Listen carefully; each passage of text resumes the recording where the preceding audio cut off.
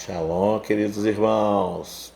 Eu tenho que aproveitar que está tranquilo para poder gravar um vídeo, uma mensagem para você. Amém? Vamos lá. Você sabe o que quer dizer sã doutrina? Pois é, a sã doutrina é uma pregação, um ensino, uma instrução bíblica para todos nós. É, na verdade, a palavra de Deus, é o próprio Deus que usou os escritores da Bíblia para falar conosco. Então eu creio que é a boca de Deus para nós. E eu uso dizer que se a igreja de Deus é o coração, a sã doutrina é o sangue, porque o sangue dá vida e a sã doutrina é o próprio Deus, é a palavra de Deus. Então é o sangue que move em todo o nosso corpo, em toda a nossa vida espiritual. Para dar vida é preciso do sangue, é preciso da palavra. Então, para mim, a sã doutrina é justamente isso. Amém? Quero falar para vocês um pouquinho do que é ser inimigo da cruz de Cristo. Como é isso? Vou ler para vocês aqui em Isaías 29, versículo 9, que diz o seguinte: Tardai e maravilhai-vos, folgai e clamai. Bêbados estão, mas não de vinho, andam cambaleando, mas não de bebida forte. O que quer dizer para nós? Quer dizer para nós que cegai-vos e sereis cego. A cegueira judicial descerá sobre eles. Aqui é o juízo de Deus sobre o povo. Pasmos quanto à ação de Deus para com eles. Todos ficaram pasmos porque Deus age. Deus age sobre o povo, não é? O que mais diz esse versículo? Que pertence, né? Que pertencem ao futuro, esse versículo. Então ele está dizendo para nós que Israel falhou, fechou os olhos, né, para as obras e a pessoa do Messias na sua primeira vinda. Os israelitas falharam, fecharam os olhos para o Messias na primeira vinda dele. Né? O versículo 10 também de Isaías 29 diz o seguinte: porque o Senhor derramou sobre vós um espírito de sono profundo e fechou os vossos olhos, os profetas, e o vendou os vossos cabeças, os videntes. O que quer dizer para nós? Que o sono profundo é a referência a uma instabilidade e uma invulnerabilidade espiritual do ser humano, das pessoas, uma incapacidade, né, de apreciar ou até mesmo entender as advertências espirituais que Deus nos dá através dos profetas, através daqueles que trazem a mensagem para nós. Então é importante que nós possamos vigiar, que nós possamos ficarmos atentos à palavra de Deus. Amém? O versículo 11 também do capítulo 29 diz para nós: e vos será toda visão como a palavra de um livro selado, que se dá ao que sabe ler, dizendo: ora, lê isto, e ele dirá: não posso, porque está selado o livro. Não é? O que esta passagem diz para nós? Diz para nós a respeito do conhecimento da palavra de Deus. Eram os líderes espirituais de Israel, porém estavam totalmente sem entendimento espiritual, eram carentes, né, de discernimento espiritual, até mesmo os líderes, porque não ouviam a palavra verdadeira, não buscavam entender a verdadeira palavra. Então, eles ficavam carentes por falta de entender esta palavra, não é? Eram cegos conduzindo outros cegos, é assim que a palavra nos diz. E no versículo 12 diz: ou dá-se o livro ao que não sabe ler, dizendo: ora, lê isto, e ele dirá: não sei ler. O que diz esse versículo para nós?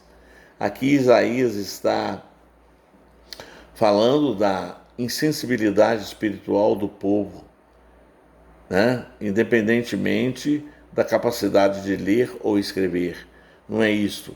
Ele está dizendo a importância da insensibilidade espiritual do povo, de entender a palavra, de ouvir a palavra, de dar crédito à palavra, de dar crédito àqueles que professavam a fé verdadeira, não é? Então, é importante sim ouvirmos verdadeiramente a palavra de Deus, a sã doutrina, não é?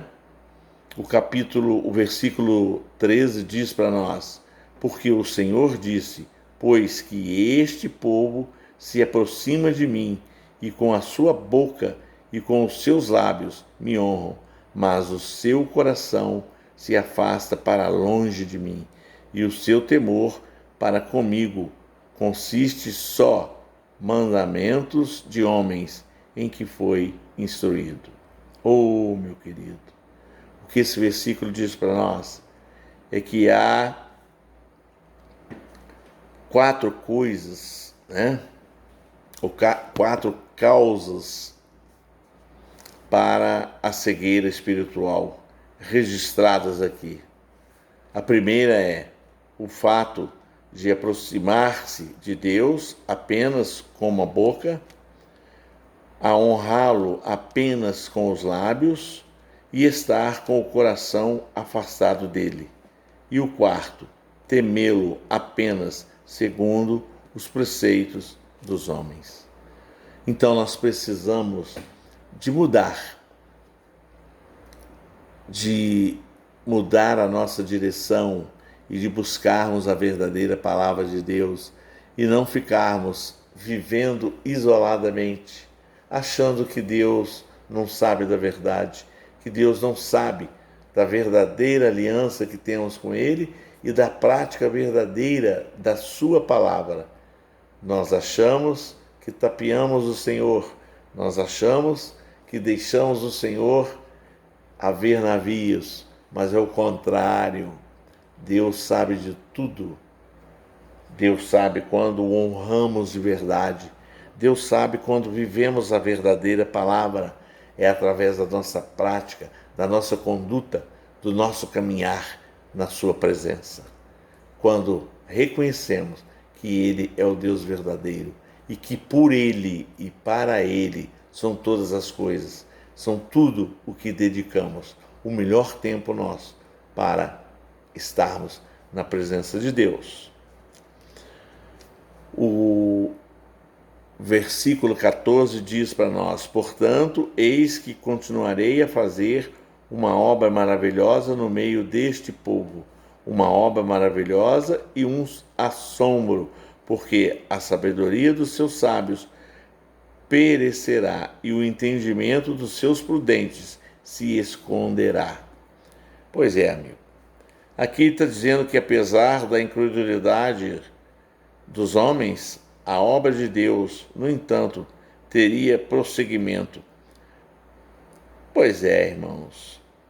Deus continuará fazendo a sua obra, usando pessoas, mesmo que você não queira, mesmo que você finge estar com Ele, mesmo que você está sentadinho lá naquele banco da igreja, achando que está enganando a Deus, mas Deus vai usar pessoas que realmente querem trabalhar na sua obra.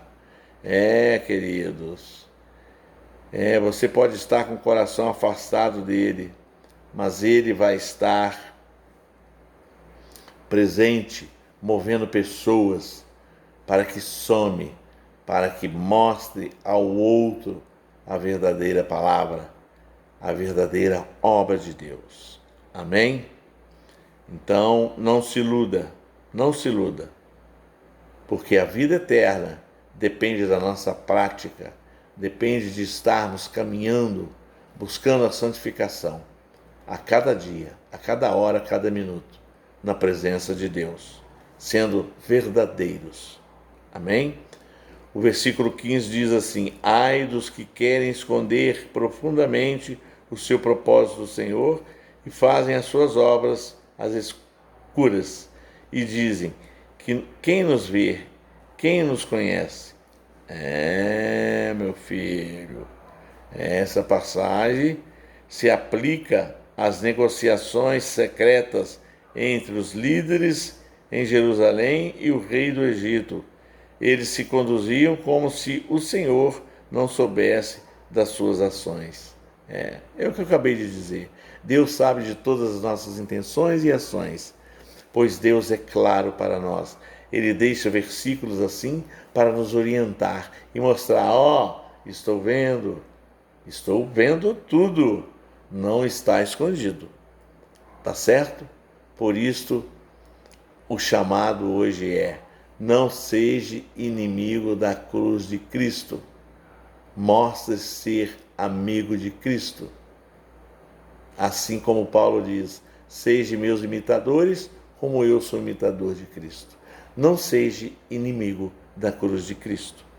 Por isso, tome a sua cruz e caminhe com ele, pois o seu jugo é pesado, pois o jugo do Senhor é leve e suave.